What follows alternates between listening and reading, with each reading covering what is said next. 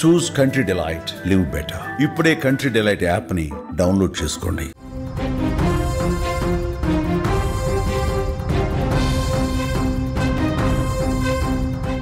ఢిల్లీ పేలుళ్లలో సంచలన విషయాలు బయటపడుతూ ఉన్నాయి. దొరికిపోతాననే భయంతో ఆత్మాహుతి దాడి చేసుకున్నాడు. సోమవారం భారీ గుట్రలనైతే భగ్నం చేశారు అధికారులు. ఫరీదాబాద్లో 2900 కిలోల పేలుడు పదార్థాలను అప్పటికే పోలీసులు స్వాధీనం చేసుకున్నారు. ఇలాంటి పేలుడు పదార్థాలే హుందాయ్ i20 కారులో ఉన్నట్టుగా కూడా అనుమానాలు వ్యక్తం చేశారు. తాను దొరికిపోతాననే భయంతో ఉమర్ ఆత్మాహుతి దాడి చేసుకున్నాడా అనే అనుమానాలు అయితే ఇప్పుడు వ్యక్తమవుతూ ఉన్నాయి. విచారణ కూడా ఆ విధంగానే దర్యాప్తు చేస్తూ ఉన్నట్లుగా కూడా తెలుస్తోంది. దేశ రాజధానిని వణికించిన రెడ్ ఫోర్ట్ సమీపంలోని కారు పేలుడు సంఘటన వెనుక సంచలన విషయాలు బయటపడుతూ ఉన్నాయి. ఈ దాడి ఆత్మాహుతి కోణంలో జరిగి ఉండవచ్చని దర్యాప్తు సంస్థలు కూడా ఇప్పుడు అనుమానాన్ని వ్యక్తం చేస్తూ ఉన్నాయి. ముఖ్యంగా పేలుడు సూత్రధారిగా భావిస్తున్న డాక్టర్ ఉమర్ మొహమ్మద్ దొరికిపోతాననే భయంతోనే ఈ చర్యకు పాల్పడి ఉండవచ్చని కూడా తెలుస్తోంది. సోమవారం రోజున ఢిల్లీలో భారీ ఉగ్రకుట్రను భగ్నం చేసిన కొద్ది గంటల్లోనే ఈ పేలుడు జరిగిందని చెప్పుకోవచ్చు.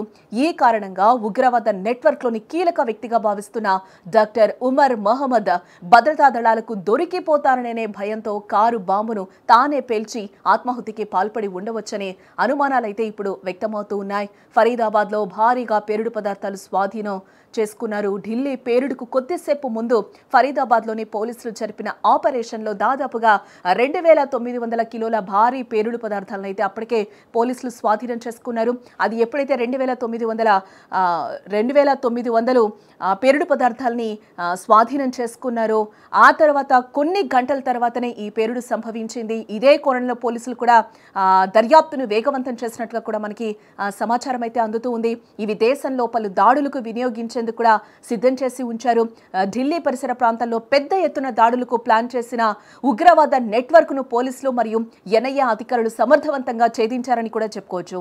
ఈ కుట్ర భగ్నమైన వెంటనే తమ ప్లాన్ బెడిసి కొట్టిందని గ్రహించిన ఉగ్రవాదులు దొరికిపోవడానికి బదులు ఆత్మాహుతి దాడికి పూనుకున్నారని చర్చ అయితే ప్రస్తుతం కొనసాగుతూ ఉంది.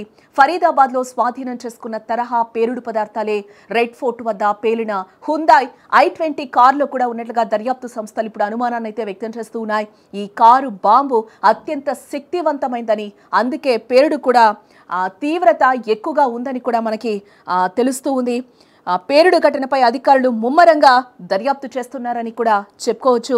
సోమవారం ఫరీదాబాద్లో భద్రతా బలగాలు ఇద్దరి నుంచి కూడా 2900 కిలోల పేలుడు పదార్థాన్ని స్వాధీనం చేసుకున్నాయి. ఇటువంటి పేలుడు పదార్థాలే ఎర్రకోట మెట్రో స్టేషన్ వద్ద పేలుడు సంభవించిన హుందాయ్ i20 కారులో ఉన్నట్లుగా పోలీసులు కూడా అనుమానిస్తూ ఉన్నారు. ఈ క్రమంలోనే తాను పోలీసులకు దొరికిపోతాననే భయంతోనే ఈరోజు ఉమర్ అహ్మద్ ఈ పేలుడు ఆత్మాహుతి దాడికి ఏమైనా పాల్పడ్డా అనే కోణంలో కూడా పోలీసులు దర్యాప్తు చేస్తూ ఉన్నారు.